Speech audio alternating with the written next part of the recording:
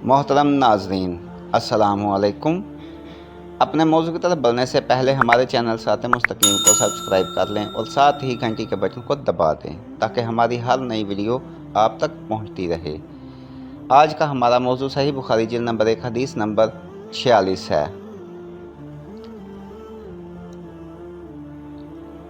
ہم سے مسلم بن ابراہیم نے بیان کیا، ان سے حشام نے، ان سے قتادہ نے حضرت انس کے واسطے سے نقل کیا۔ وہ رسول اللہ صلی اللہ علیہ وآلہ وسلم سے روایت کرتے ہیں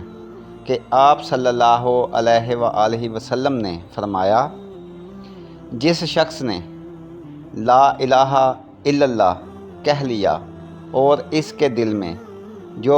جو برابر بھی ایمان ہے تو وہ ایک نہ ایک دن دوزخ سے ضرور نکلے گا، اور دوزخ سے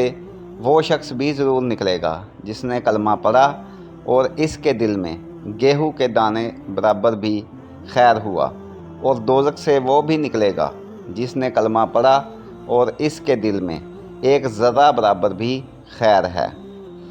حضرت امام ابو عبداللہ بخاری رحمہ اللہ فرماتے ہیں کہ ابان نے بروایت قتادہ بواسطہ حضرت انس رضی اللہ عنہ رسول اللہ صلی اللہ علیہ وآلہ وسلم سے خیر کی جگہ ایمان کا لفظ نقل کیا ہے۔